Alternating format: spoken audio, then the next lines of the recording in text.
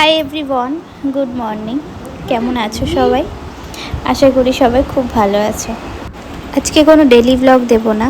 আজ অনেক দিন পর আমি একটু পোলাও রান্না করব, তাই ভাবলাম পোলাওয়ের রেসিপিটা তোমাদের সাথে শেয়ার করি। পোলাও কিন্তু খুবই সহজ একটা রান্না, খুব কম সময়েও হয়ে যায়। তো পোলাও বানানোর জন্য ফার্স্টে আমি নিয়ে নিচ্ছি গোবিন্দভোগ চাল। আমি এখানে কাপে মেপে গোবিন্দভোগ চালটা নিয়েছি, কারণ এই কাপেই আমি মেপে জল দেব। তো আমি এখানে 1 কাপ আর 1 মুঠ মতো চাল নিয়েছি। তো এই চালটাকে এবার খুব ভালোভাবে ধুয়ে নেব। চালটা দেখো খুব ভালোভাবে ধুয়ে আমি এরকমভাবে কাত করে রেখেছি যাতে জলটা ঝরে যায়। এই প্রসেসটা একটা স্ট্রেনারের মধ্যে নিয়েও তোমরা করতে পারো, কিন্তু আমার কাছে স্ট্রেনারটা এই মুহূর্তে নেই।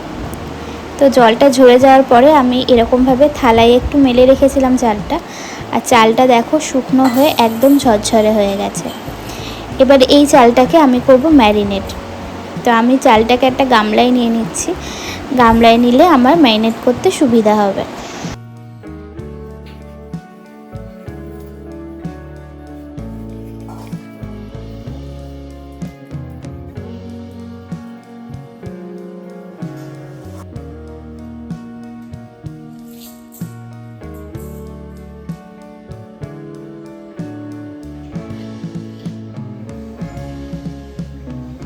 ম্যারিনেশনের জন্য আমি এখানে প্রথমে দিয়ে দিচ্ছি পরিমাণ মতো নুন।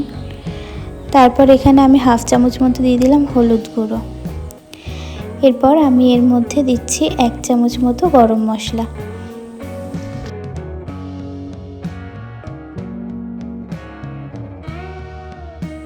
দেব 1 চামচ মতো আদা বাটা, আর দিয়ে দেব 1/2 চামচ মতো ঘি। এবার আমি খুব ভালোভাবে মশলাটার সাথে চালগুলোকে মাখিয়ে নেব। নুনটা এই সময়েও দিতে পারো, আবার কিন্তু যখন আমরা পোলাওতে জল দেব তখনও দেওয়া যেতে পারে। আমি এবার হাত দিয়ে মাখিয়ে নিচ্ছি। হাত দিয়ে মাখালে কিন্তু প্রত্যেকটা চালের গায়ে খুব ভালোভাবে মশলাগুলো মিশবে।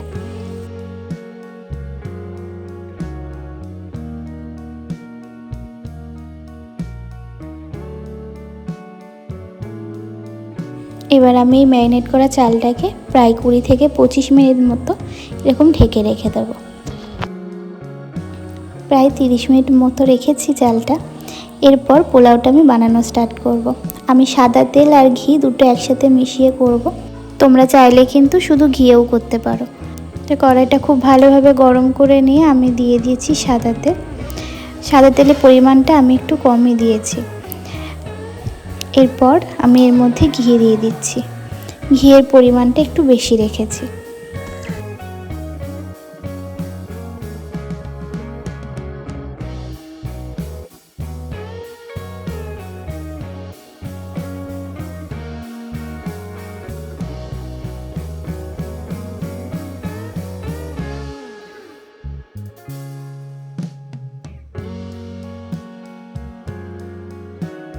ঘি আর তেল গরম হয়ে গেলে আমি একটু গরম মশলা ফোড়ন দিয়ে দিচ্ছি, দুটো এলাচ দিচ্ছি আর দিচ্ছি দারচিনি।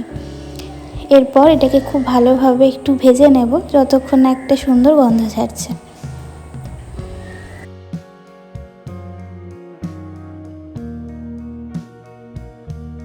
তারপর আমি তেলের মধ্যে কাজু কিশমিশটা দিয়ে খুব ভালোভাবে কাজু কিশমিশটাকে ভেজে নেব।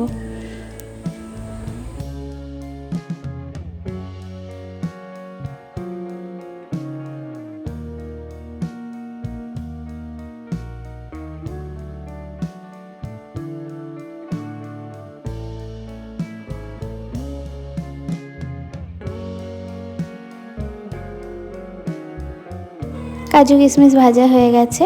এরপর ম্যারিনেট করে যেই চালটা রেখেছিলাম সেই চালটা কড়াইতে দিয়ে খুব ভালোভাবে ভাজবো। চালটা কিন্তু খুব ভালোভাবে ভাজতে হবে। চাল যদি ভাজা ভালো না হয় তাহলে কিন্তু পোলাও দলা লেগে যেতে পারে, ঝরঝরে ভাবটা কিন্তু পোলাওতে আসবে না। চাল ভাজা হয়ে গেছে বুঝবে কিভাবে সেটা বলি। যখন দেখবে প্রত্যেকটা চাল একটু সাদা সাদা হয়ে গেছে তখনই কিন্তু ভাববে যে তোমার চালটা ভাজা হয়ে গেছে। তো এখানে চাল ভাজতে প্রায় 15 মিনিট মতো সময় আমার লেগেছিল। ওরকম 15-20 মিনিট মতোই চালটাকে হালকা ফ্লেমে ভাজতে হবে। তো এখানে চালটা ভাজা হোক আর আমি পাশের গ্যাসে পোলাওয়ের জন্য জলটা গরম হতে বসিয়ে দিই। তো ফার্স্টে জলটা মেপে নিচ্ছি। পোলাওয়ের জলের পরিমাণ হচ্ছে 1 কাপ চালে 2 কাপ জল দিতে হয়। যদি 1 কাপ চাল নাও তাহলে 2 কাপ জল দেবে, আর যদি 1.5 কাপ চাল নাও তাহলে 3 কাপ জল দেবে। তোমরা কিন্তু চালের পরিমাণ অনুযায়ী জলটা ব্যবহার করো। তো আমি আমার চালের পরিমাণ অনুযায়ী জলটা নিয়ে নিচ্ছি, নিয়ে আমি এটাকে গরম হতে গ্যাসে বসিয়ে দেবো।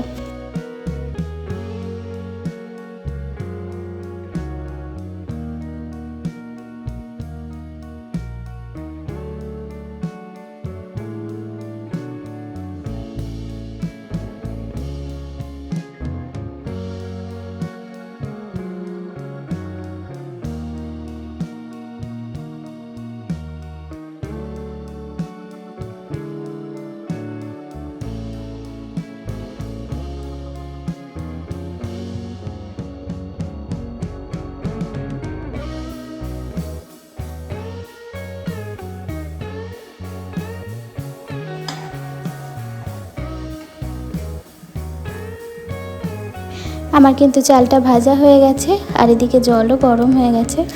তো চালের মধ্যে আমি এবার গরম জলটা দিয়ে দিচ্ছি।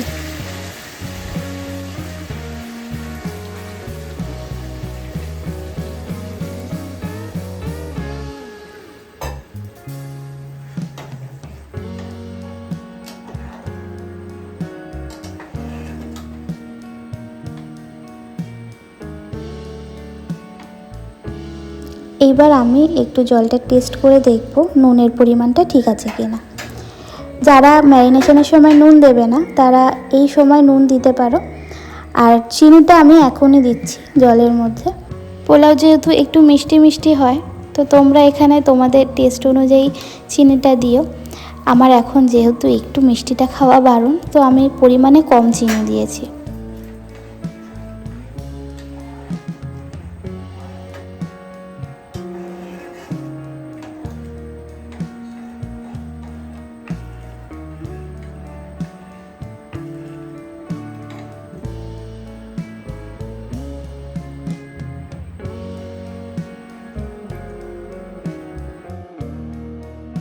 চিনিটা দেওয়ার পরে নুনের পরিমাণটা আমার একটু কম লাগছে, তো আমি এর মধ্যে একটু নুন দিয়ে দিলাম।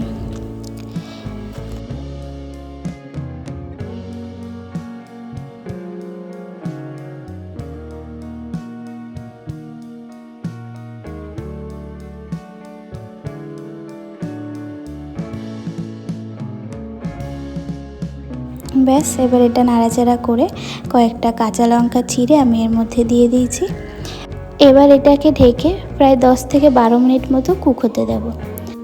আর কড়াইয়ের ঢাকনাতে যেহেতু একটা ছোট ছিদ্র মতো আছে, এই ছিদ্রটাকে আমি একটা লবঙ্গ দিয়ে আটকে রাখবো, যাতে কোনো রকমের কোনো বাষ্প বাইরে বেরোতে না পারে।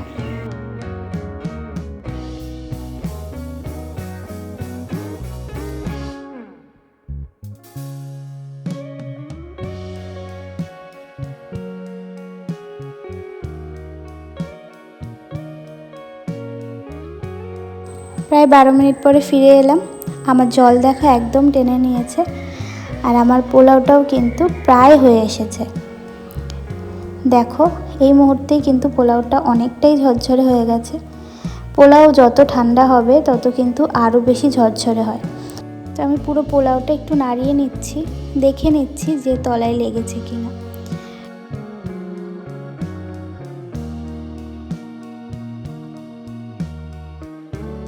আমার পোলাও কিন্তু একদম রেডি হয়ে গেছে। এবার আমি গ্যাসের ফ্লেমটাকে অফ করে রেখে আবার ঢেকে রাখবো। বাকি যেটুকুনি জল আছে সেই জলটুকু এবার টেনে নেবে। এই হচ্ছে আজকের আমার বাসন্তী পোলাও। দেখো পোলাওটা কতটা বেশি ঝরঝরে হয়েছে। পোলাও কিন্তু ঠান্ডা হওয়ার পরে ঝরঝরে হয়ে যায়, সেটা তোমাদের বললামই। তো দেখো, ঠান্ডা হওয়ার পরে ঠিক এরকম ঝরঝরে হয়েছে। বসে পড়েছি লাঞ্চ করতে। পোলাও আর সাথে আছে আমার মায়ের স্পেশাল হোয়াইট চিকেন। আমার মা কিন্তু হোয়াইট চিকেনটা দারুণ বানায়। তোমরা যদি কেউ হোয়াইট চিকেনের রেসিপিটা দেখতে চাও কমেন্টে জানিও, অবশ্যই তাহলে শেয়ার করব। তো চলো লাঞ্চটা কমপ্লিট করে নিই। আর আজকের ভিডিওটা আমার এই পর্যন্তই। পোলাওয়ের রেসিপিটা কেমন লাগলো অবশ্যই জানিও। যদি ভালো লাগে তাহলে কিন্তু অবশ্যই একটা লাইক করে দিও, আর যদি আমার ভিডিও নতুন দেখে থাকো তাহলে কিন্তু সাবস্ক্রাইব করে যেও। খুব তাড়াতাড়ি দেখা হবে আবার নেক্সট ভিডিওতে। সবাই সুস্থ থেকো, ভালো থেকো।